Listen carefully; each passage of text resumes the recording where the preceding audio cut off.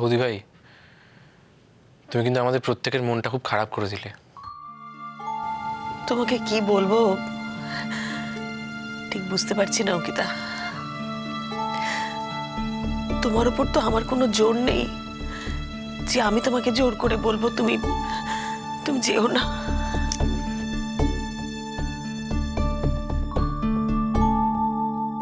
Aunty, of course তোমার আমার উপর জোর আছে, অফকোর্স জোর আছে, কিন্তু আন্টি তোমার আমার বিষয়। তুমি অনিরুদ্ধকে নিয়ে প্লিজ আমাকে জোর করো না আন্টি। বেঁচে থাকতে যে আর কত ভাঙন আমাকে দেখতে হবে কে জানে। দাদু ভাই, কিছু কিছু ভাঙন তো সুখেরও হয় বলো। কিছু মনে করো না, কিন্তু বাবার সঙ্গে যে আন্টির ডিভোর্স হয়ে গেছে, সম্পর্কটা ভেঙে গেছে, সেটাই তো আমার মনে হয় আন্টির অন্তত ভালো হয়েছে। আন্টি তো ওরকম একটা হাজব্যান্ড ডিজার্ভ করে না দাদু ভাই।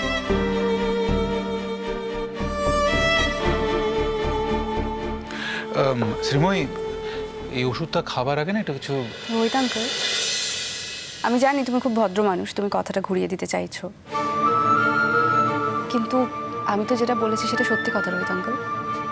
আসলে পাপার নেচারটা আর অনিরুদ্ধর নেচারটা অনেকটা সিমিলার, যদিও পাপা অনিরুদ্ধর মতো অতটা সেলফিশ নয়,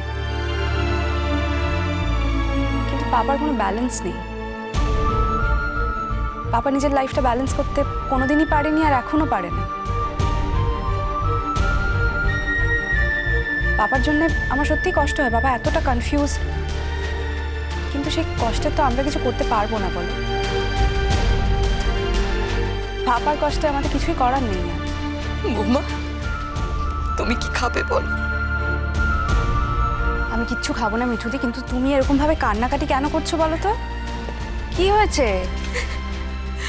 এ বাড়ির সঙ্গে এতগুলো বছর এমন ভাবে জড়িয়ে গেছি না, তুমি তো অনেক পরে এ বাড়িতে বউ হয়ে এসেছো। আমার বৌদিমণি এমন একটা মানুষ না যে সবাইকে সবাইকে সে আপন করে নেয়। আমি যে এ বাড়িতে কাজ করি সে কথাটা আমাকে কোনোদিনও বুঝতে দেয়নি। বৌদি বৌদি যখন দিটির স্কুলে প্রাইজ পেল, বৌদি নিজে হাতে না ওই প্রাইজটা নোংরার জায়গায় ফেলে দিয়েছিল। আমি ওটাকে তুলে বুকে করে নিয়ে গিয়ে আমার ছোট্ট করে সাজিয়ে রেখেছি। ও মা, তুমি বাপের বাড়ি যাবে, তার মানে ওই প্রাইজটা মাকে দেখাতে নিয়ে যাবে, তাই তো? প্রাইজটা ওখানে আছে। মানে বাড়ি যাবার সময় তুমি প্রাইজটা ওখান থেকে নিয়েছো। বৌদিমণি, তুমি ওটা ওখানে রেখেছো কেন? এই বাড়িতে ওটা রাখার জায়গা নেই মিঠুতে।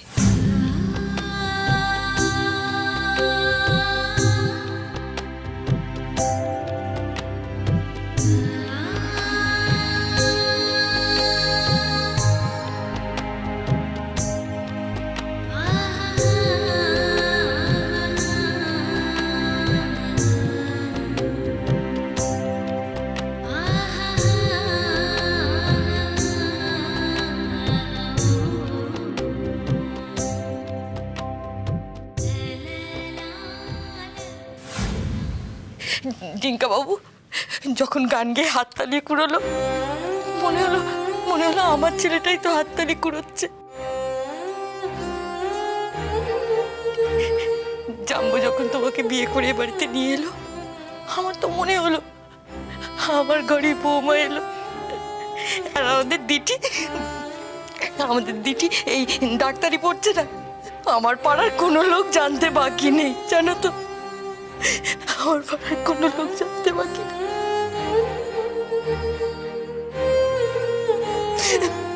যখন শুনলাম তুমি এ বাড়ি থেকে চলে যাচ্ছ, কাজের লোক হয়েও আমি দূরে দাঁড়িয়ে থাকতে পারলাম না বৌমা। আমার যে খুব মন কেমন করছে, তুমি চলে যাচ্ছ, আমার খুব মন খারাপ।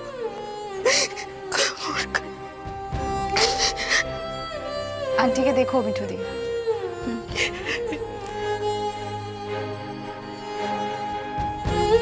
আরে আমি চলে গেলেও তো আসবো মাঝে মাঝে, নাকি?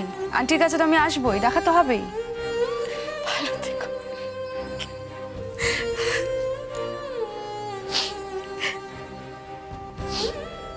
আন্টি তাহলে আমি আসি এখন, তুমি সাবধানে থেকো। হ্যাঁ, বাহ,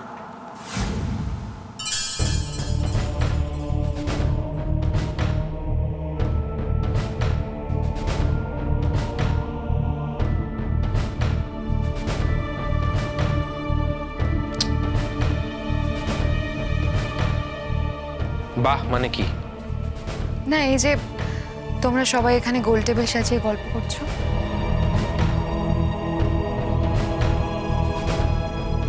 প্রত্যুষ আমি এতটা রাস্তা একা একা এলাম, তুমি তো গাড়িটা নিয়ে আমাকে আনতে যেতে পারতে। দেখলি তো টিঙ্কা, তোকে আমি কতবার করে বললাম যে আজ কি আর আসার কথা, তুই গাড়িটা নিয়ে একটু যা, তুই গেলি না। বারে আন্টি, প্রত্যুষ যদি আমাকে আনতে যেত তাহলে তোমার দেখভাল কে করতো? আর তাছাড়া ও তো নিজেকে তোমার সার্ভেন্ট বানিয়ে ফেলেছে।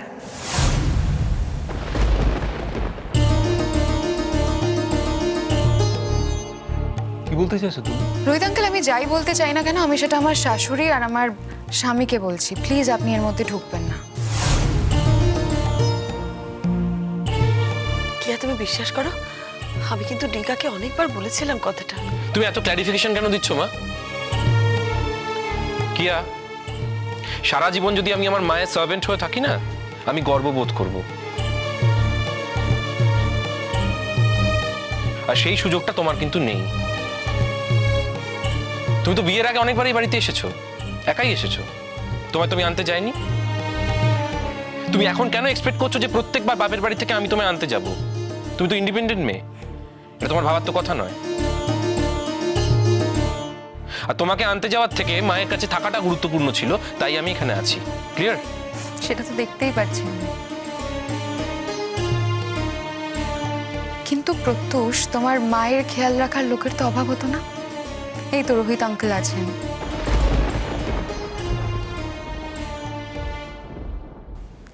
তারপরে অঙ্কিতা দিকে দেখছি নিচ থেকে ওপরে উঠে এসেছে।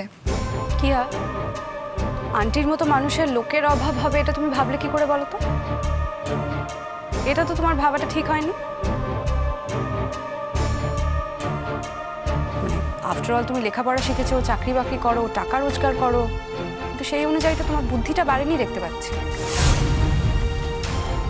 আন্টির যেমন রোহিত আঙ্কেল আছে, সেরকম তো আমিও আছি, দাদু ভাই আছে, মিঠুদি আছে, আন্টির মেয়ে আছে, ছেলে আছে। আন্টির তো লোকের অভাব নেই, আন্টির তো ভরা সংসার। সেই সংসারে তুমি ঢুকতে পারোনি, সেটা কিন্তু তোমার প্রবলেম। কি তবে ঢুকতে চাইলে তুমি এখনো ঢুকতে পারো। আমার মনে হয় সেটাই বুদ্ধিমানের কাজ হবে। কিয়া, একটা কথা মাথায় রেখো, ডিঙ্কা কিন্তু অনিরুদ্ধ নয়। অনিরুদ্ধ যেটা যেটা পারে, ডিঙ্কা কিন্তু সেগুলো পারে না। আমার মনে হয় এটা মনে রাখলে তোমার জন্যই বেটার হবে।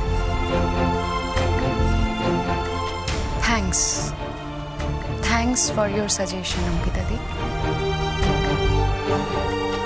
অঙ্কিতা দি, আমি কিন্তু তোমার সংসারে ঢুকতে চাই না। আমি তোমাদের হাজব্যান্ড ওয়াইফের মধ্যে নাকও গলাতে চাই না। তো প্লিজ আমি এটুকুনি এক্সপেক্ট করবো যে তুমি আমাদের ব্যাপারে ঢুকবে না।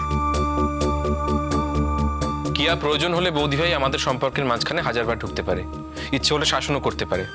কারণ বৌদি ভাই যে কথাগুলো বলছে সব কথা সত্যি। আহ টিঙ্কা, থাম না, কেন আবার শুরু করলি? অশান্তি বাড়াস না, আমার অশান্তি ভালো লাগে না। তাই নাকি আন্টি? মানে কি বলতে চাইছো বৌমাকে? দাদু ভাই, ঠাম্মির অনেক বয়স হয়েছে। তুমি এই বয়সে যেটা করছো সেটা কিন্তু একদম ঠিক কাজ করছো না।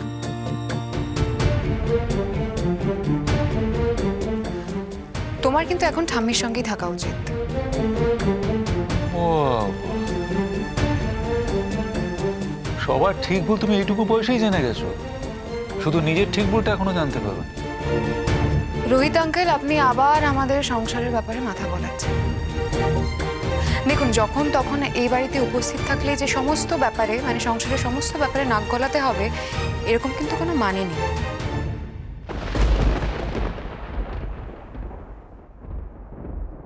শোনো কিয়া, আমি অনেকক্ষণ ধরে তোমার বেয়াদুপি সহ্য করেছি, আর কিন্তু করবো না।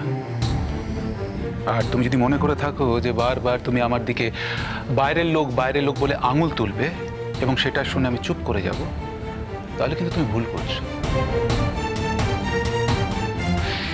এই যে তুমি অঙ্কিতাকে বললে যেটা আমাদের স্বামী স্ত্রীর ব্যাপার, সেটা অ্যাকচুয়ালি কিন্তু তুমি অঙ্কিতাকে বলনি, তুমি শ্রীময়ীকে অপমান করার জন্য কথাটা বলেছো এবং শ্রীময়ীকে অপমান করবে বলে তুমি তৈরি হয়ে এসেছো। এসব করো না কি, আর কেন করো? তুমি শিক্ষিত, আমি একজন।